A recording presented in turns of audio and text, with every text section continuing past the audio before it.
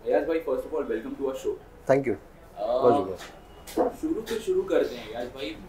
लोगों ने शायद आपको देखा नहीं है कहीं पे, कहीं हो सकता है कुछ सुना हो या आपके किसी काम से इत्तेफाक रखते हो जी। बट कौन है आप? सबसे पहले तो ये बताइए हमारे देखने वाले। ये बहुत ज़रूरी है कि आप अपने आप को पहले लोगों के सामने पेश करें कि मैं शुक्रगुजार हूँ आपका कि आपने इतना मौका दिया मुझे कि मैं आपसे रूबरू होकर चंद लम्हे आपसे बात कर सकूँ, गुफ्तगू कर सकूँ।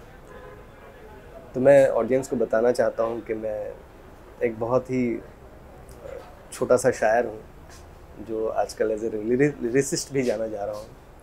मेरा नाम अयाज गोरखपुरी है और मैं जनाब ज़फ़र गोरखपुरी साहब का फ़र्जंद हूँ।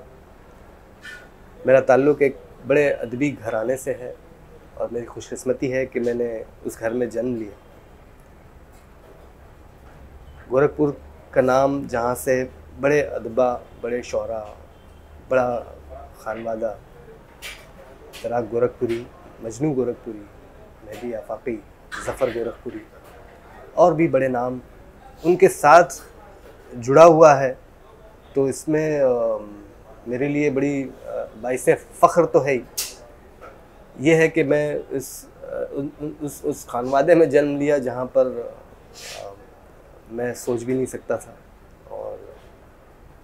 और आप लोगों का प्यार है जो आज मैं आप लोगों के सामने।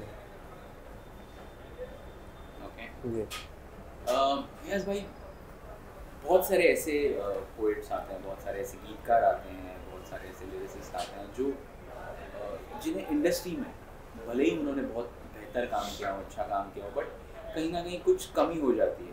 तो they may be the best जी, बट फिर भी कुछ ऐसी चीज़ें हो जाती कि वो वहाँ तक पहुँच नहीं जाता। Of course there are very good, Indian cinema is known for famous poets. Exactly 50s के दशक से, जब से वो गोल्डन एरा जो कहते हैं, तब से लेके आज तक जो गीतकार होता है, पोएट जो होता है, उसका बहुत इंपॉर्टेंट योगदान जी जी। बट आपको क्या लगता है करंट सिनेरियो में जी, आपको तो उस दौर के बारे में भी कुछ मैं जी याद कुछ चीज़ें होंगी आपको, लेकिन आज के टाइम में भी क्या क्या क्या डिफरेंस आप पाते हैं दो जनरेशन, ये इस जनरेशन के बीच में? यकीनी तौर पर जैसे जैसे दौर बदलता है वैसे वैसे डिमांड्स भी चेंज होती जाती हैं, लोगों की एक्सपेक्टेशन और ज़्यादा होती हैं। एक दौर था जहाँ पर शायरी जो थी वो मुश्किल तरीन शायरी भी लोग समझ लेते थे बआसानी से, जहाँ पर राइटर्स जो थे वो किसी अपने वर्ड्स पे कॉम्प्रोमाइज़ भी नहीं करते थे। जूं का तूं कंपोज़र उनको बनाकर देता था, क्योंकि वो हर कंपोज़र ख़ुद समझता था शायरी और राइटर ख़ुद समझते थे। मुश्किल तरीन फ़ारसी के कई अल्फाज ऐसे हैं, जैसे मुझे याद है एक फ़िल्म का गाना था, मैं कुछ अर्सा पहले वो सुना भी, तो मुझे बड़ा ताजुब लग रहा था कि आज के दौर में अगर इस तरह का कोई राइटर होता तो शायद लोग उसे सुनना पसंद करते या कंपोज़र बनाना पसंद करता। कि मुझे इस चीज़ का बिल्कुल वो नहीं था कि बाद मुद्दत के वो घड़ी आई है। ये एक फ़िल्म जहाँ आरा का फ़िल्म शायद गाना है, वो बड़ी मुश्किल तरीन उसके अंदर शायरी की है और बड़ा बखूबी निभाया है कंपोज़र ने। तो वो सब तो खैर लेजेंड लोग हैं, मैं उनके ताल्लुक़ से क्या कहूँ। मैं तो बहुत छोटा सा एक अभी तालिब इल्म हूँ और तालिब इल्म की हैसियत से जो चीज़ें समझता हूँ वही चीज़ें कहता भी हूँ। रही बात कामयाबी और नाकामी, तो ये आज का सिनारियो या आज का वो जो कामयाबी का क्राइटेरिया है मेरे नज़दीक वो बदल चुका है। अब लोगों को सोशल मीडिया है, आप लोगों के पास, आज आप लोगों के पास अखबारात हैं, सब कुछ है। उस ज़माने में एक दौर था जहाँ पर रेडियो पे गाना बजता था। मेरे बचपन में मैं ट्रांजिस्टर लेकर सोता था, बचपन में बहुत छोटा था उस वक्त, तो वो ट्रांजिस्टर पे नाम सुन के बड़ा खुश होता था कि अरे ये फलाने राइटर ने लिखा हुआ है, या उनके नाम सुन के तो वो उस लिहाज से जाने जाते थे कि रेडियो पे उनके नाम आ रहे हैं, या संगीतकार, गीतकार, नगमा निगार वगैरह वगैरह जो होते थे। तो उनकी वो दौर में उनके लिए वो एक माध्यम था जहाँ पर वो लोगों तक पहुँचते थे। उसके बाद टीवी आया, टीवी पे लोगों ने गाने देखने, विजुअली देखने लगे वो चीज़ें, तो लोगों को उस तरह से लोग जानने लगे। उसके बाद जिस तरह वक्त बदलता गया, जैसे रेडियो से हम टीवी पे जब शिफ्ट हुए तो उसमें शायरी भी बदली, संगीत का मिजाज भी बदला, सिनेमा भी बदला। आज का दौर जो है उसमें कामयाबी, एक वक्त ये भी था जहाँ पर ऑटो रिक्शा में जब गाना बज जाता था जो, तो लोग समझते थे कि ये सबसे बड़ा गाना, और यकीनी तौर पर वो एक ऑटो रिक्शा में बजना अपने आप में बहुत बड़ी बात थी कि जहाँ पर लोग ये महसूस करते थे कि आज का ये सबसे बड़ा हिट गाना है और बड़ा मशहूर फिल्म हो रही है और हिट फिल्मों का वो है। लोग इस तरह से, उसका एक पैमाना था जिस तरह लोग चेक करते थे। मैंने खुद ये चीज़ें पर्सनली महसूस की है। और आज के दौर में तो खैर वक्त के साथ वो सारी चीज़ें, ये कहूँ कि बेतरतीब तो नहीं कह सकता उसे, लेकिन ये है कि सब फैली हुई है। आप सोशल मीडिया से भी जुड़े हुए हैं, आप टीवी से भी जुड़े हुए हैं, और टीवी चैनल्स भी ऐसे हैं कि मतलब इतने सारे कि आप कौन सा देखें कौन सा ना देखें। उसमें रियलिटी शो भी है, आप सिनेमा जाना पसंद करते हैं नहीं करते हैं, आपके पास अभी एक वेब सीरीज़ चलती है, उसे क्या कहते हैं, वो सब, वो भी एक अलग चीज़ें आ गई हैं। तो आपके लिए बड़ा मुश्किल है कि आप अपने आप को कामयाब करें। इसीलिए लोग चाहते हैं कि झटके से एक बड़ी फिल्म मिल जाए जहां मैं हर माध्यम से जाना जाऊं और तो अपने आप को कामयाब कह सकूं। ऐसा नहीं है। आप जो भी करें अच्छा करें। अगर आप लोगों तक पहुंच जाते हैं तो आप अपने आप को कामयाब समझने में कोई उसमें वो नहीं है। जी भाई, आप इतने बड़े घराने से आते हैं जी, क्या पहले से ही कुछ जहन में था कि मुझे इस पर्टिकुलर इंडस्ट्री में कुछ करना है, या फिर प्रेशर था कुछ कि मतलब अभी जो आपके जो वालिद थे उनके साथ बैठना उठना, वो जो कर रहे हैं उसे सीखना समझना, जी, क्या एक्सपेक्टेशंस घर वालों को भी थे या आपको उस पे चलना था, वैसे कुछ चीज़ें थी? हाँ नहीं, ये मैं अगर ये कहूँ कि मुझे इंडस्ट्री से जुड़ना नहीं था तो ये झूठ है। हाँ, क्योंकि मैं अपने आप से नहीं, मैं झूठ कह रहा हूँ, ये हो गया। मुझे इंडस्ट्री पहले से बड़ी दिलचस्पी थी, क्योंकि बहुत छोटी सी उम्र में वालिद साहब के साथ स्टूडियो जाना और रिकॉर्डिंग कैसे होती है, उस दौर में बड़े अच्छे अच्छे म्यूज़िक डायरेक्टर जो बड़े थे उनके साथ बैठना, वो क्या बातें करते हैं, म्यूज़िक कैसे बनाते हैं, वो बहुत नज़दीक से देखने का मौका मिला। और वालिद साहब ने ऑफकोर्स इतनी सारी फिल्में की हुई हैं, नगमा निगारी की है उन्होंने, तो अंदर कहीं ना कहीं एक वो था कि एक दिन ज़रूर मैं भी कोई फिल्म ज़रूर करूँगा, या उस वो लेवल तो नहीं सोचता बंदा, लेकिन ये सोचता है कि मैं ज़रूर इससे जुड़ जाऊँगा। तो हमेशा से रहा है कि मैं आज नहीं तो कल जैसे मुझे मौका अच्छा मिलेगा तो मैं ज़रूर काम करूँगा। और आज ये मौका मुझे मिला है, लोगों ने पसंद किया, मोहब्बतें दी बहुत, तो मैं उनका शुक्रगुज़ार हूँ। और आने वाले वक्त में चाहूँगा कि उनकी पूरी उम्मीदों पर पूरा उतरूँ। जी। तो सिर्फ लिखने में ही आपकी दिलचस्पी थी या कुछ और चीज़ें भी करना इत्तेफाकन कुछ हुई भी है पहले, या सिर्फ इसी में आपकी ज़्यादा दिलचस्पी? हाँ, ये एक बच्चा जो अगर जिसका जन्म ऐसे घर में हो जहाँ किताबें और कलम और कोरे कागज़ आपके आसपास बिखरे हों, तो जाहिर है कि वो उसके दिल में वही ख्याल आएगा। उसके अलावा तो मुझे आज तक कभी ऐसा महसूस नहीं हुआ कि मैं किसी और चीज़ के अंदर कोई काबिलियत है मेरी, और मैंने कभी कोशिश भी नहीं की। और आज मैं यूनिवर्सिटीज़ में और कॉलेजों में जाता हूँ, शायरी के हवाले से जब बच्चों से सवाल जवाब होते हैं तो मैं उनसे वो सारी चीज़ें शेयर करता हूँ जो मेरे साथ मेरे बचपन में हुई।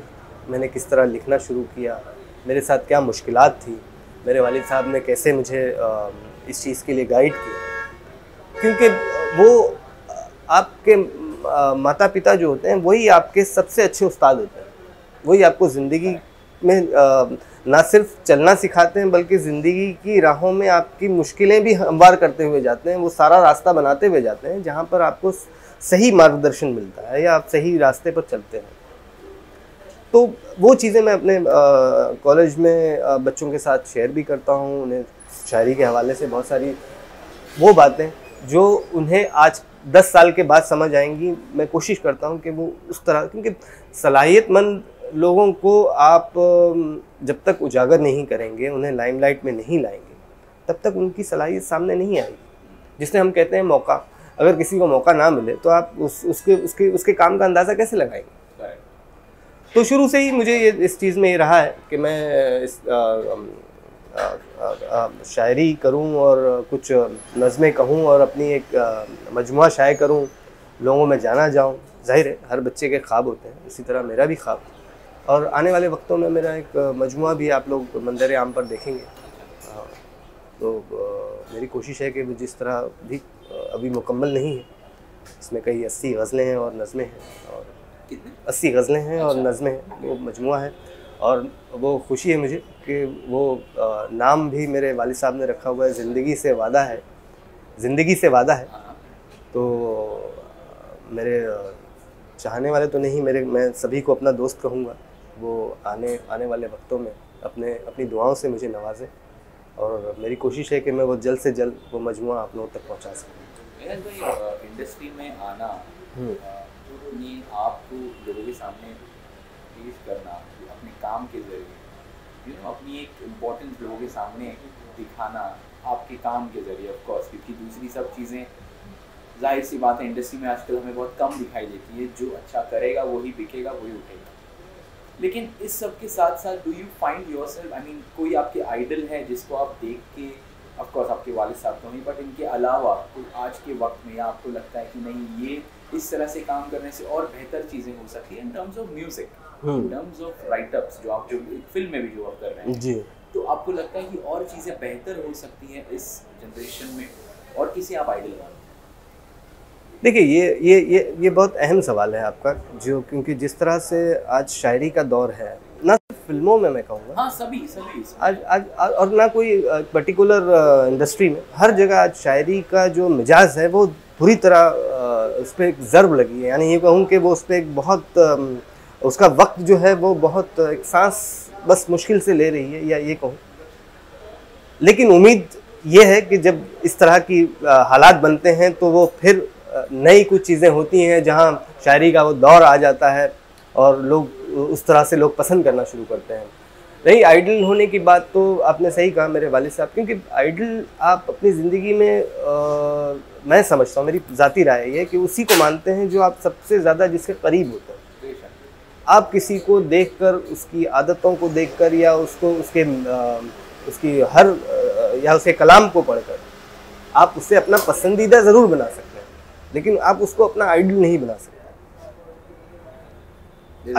हाँ, आइडल मेरी ज़ाती राय है ये कि आइडल होने के लिए आपको उसके सिर्फ उसकी खूबियों के अलावा उसकी सारी चीज़ों का भी पता होना बहुत ज़रूरी है। मुझे मेरे पसंदीदा अगर शोरा में अगर आप वालिद साहब के अलावा अगर हैं तो बहुत सारे शोरा ऐसे हैं जिनको मैंने पढ़ा भी है और करीब से देखा। मजरू साहब मेरे बहुत पसंदीदा शायर हैं, कैफ़ी आज़मी साहब हैं, अली सरदार जाफ़री हैं, फिर अज़ीज़ कैसी साहब हैं, और अख्तर उल ईमान तो खैर नज़मों में बहुत नाम है उनका सर का। ये सब लेजेंड लोग हैं, इनको मैंने पढ़ा है बचपन से और बहुत सुना भी है इनको। और ये वो लोग हैं जिन्होंने अपने दौर में शायरी इनके साथ चली है। ये गुज़रते थे तो शायरी इनके साथ चलती थी। आज का शायर तरह सा एक अलग मिजाज का है। आज शायरी का जो उसके साथ जो बॉन्डिंग है, या मैं ये कहूँ कि शायरी और शायर के साथ में वो चीज़ें अलग अलग हो गई। यार भाई, कोई किस्सा याद है आपको, जैसे आपके वालिद के साथ आप कहीं गए हो, या आप देख चुके होंगे कि इंडस्ट्री कैसे फंक्शन करती थी उस दौर में भी, और खैर उसी वक्त की बात अगर हम करें तो कुछ ऐसे कोई याद है आपको, कोई किस्सा जो शेयर करना चाहेंगे? मैं ये आपने पूछ लिया तो मैं बता दूं कि मेरे वालिद साहब को सही मानों में इंडस्ट्री से कोई दिलचस्पी नहीं थी। अच्छा। उनका बड़ा अजीब वाक़या होते हैं हमारे साथ में कि हम किसी पार्टी में जाना होता था तो पहले उनका मिजाज ही ऐसा होता था कि कोई ज़रूरत नहीं है, मुझे नहीं जाना। बड़े एक सीधे साधे इंसान, उनको इंडस्ट्री के हालात भी पता नहीं थे, उनको मामलात भी पता नहीं थे। उनको सिर्फ ये था कि उनके लिए कोई अगर अच्छी पेशकश है, उन्होंने लिखा। रिकॉर्डिंग में भी जाना पसंद नहीं करते थे। कब वो तो मैं या हमारे भाई साहब अगर हम ज़िद करते थे कि चलिए आज रिकॉर्डिंग है, देखें तो सही जाकर कैसे गाना बन रहा है, कैसे सिंगर गा रहे हैं, तो बड़े वो हम साथ में लेकर उनको चले जाते थे। वरना वो इतनी उनकी खासी कोई इंडस्ट्री से दिलचस्पी भी नहीं थी, और इंडस्ट्री में मेल मिलाप भी उनका कुछ ऐसा वो नहीं था कि बहुत किसी काम मांग रहे हैं किसी से, या कोई वो लिटरेचर का इतना बड़ा नाम कि उनके लिए इंडस्ट्री जो है वो उनके सामने उनको बहुत छोटी महसूस होती है, क्योंकि उनके लिए ग्लैमर जो है वो ये नहीं है कि आप आज अगर आप ग्लैमर की दुनिया में आकर बड़े बन गए हैं तो आप बहुत बड़े हैं। उनके लिए ये था कि आप किताबों में जिंदा हैं तो आप बड़े हैं। तो ये मामला उनके साथ थे, और ये हमेशा हम लोगों के बीच में एक थोड़ा सा वो भी होता था कि थोड़ी सी इस तरफ भी झुकाव होना चाहिए, लेकिन उन्होंने आखिरी वक्त तक अपने आप को किताबों से जोड़ा रहा और किताबों से जुड़े रहे वो। और उनके मैं उनसे ये चीज़ बड़ी मैंने महसूस की कि आप किताब और किताबों में जब आप जिंदा हैं तो आप सही मानों में बहुत बड़े राइटर हैं, बहुत बड़े साहित्यकार हैं, और लोग आपको बच्चे पढ़ रहे हैं, आपकी नज़में सिलेबस में पढ़ाई जा रही हैं, आपको लोग रोज़ाना याद कर रहे हैं। इंडस्ट्री तो ठीक है, आप अपने लिहाज से उससे बातें करते हैं, उससे डील करते हैं। आपको बनना है तो बन सकते हैं, नहीं बनना है तो नहीं। यस भाई, finally going back to the roots of the song जो आप जो कर रहे हैं अभी, उसके बारे में फाइनली हमें नोट कुछ बता दीजिए हमें ब्रीफ में इस गाने के बारे में, आपकी एसोसिएशन इस गाने के साथ। तेरा ही एहसास, आज मुझे खुशी है लोगों ने पसंद किया इसे, और बहुत सारी अपनी दुआओं से मुझे बहुत सर पे हाथ भी कई लोगों ने रखा कि मुझे बुज़ुर्गों के साथ बहुत अच्छा लगा कि कई फ़ोन करके मुझे बताया उन्होंने कि आप अपने वालिद साहब के नक्शे कदम पे चल रहे हैं, या खुशी होती है, कुछ अच्छा करने की ख्वाहिश है, उसकी शुरुआत है ये। और मैं तहे दिल से शुक्रगुज़ार हूँ हमारे दोस्त, हमारे बहुत अच्छे म्यूज़िक डायरेक्टर जिन्होंने मौका दिया, असल में मुझे इस इंडस्ट्री में इंट्रोड्यूस किया कहूँ तो पवन मुरादपुरी साहब। उन्होंने समझिए कि आज जो कुछ अभी जो काम हो रहा है सब उनकी मुनासिबत से ही हो रहा है, सब उनका साथ है, उनकी मोहब्बत है। उन्होंने ही मुझे करेज किया असल में कि आपके अंदर वो पोटेंशियल है कि आप कुछ कर सकते हैं, या आपके गाने नगमे जो हैं वो हम बनाते हैं तो लोगों को पसंद आएंगे।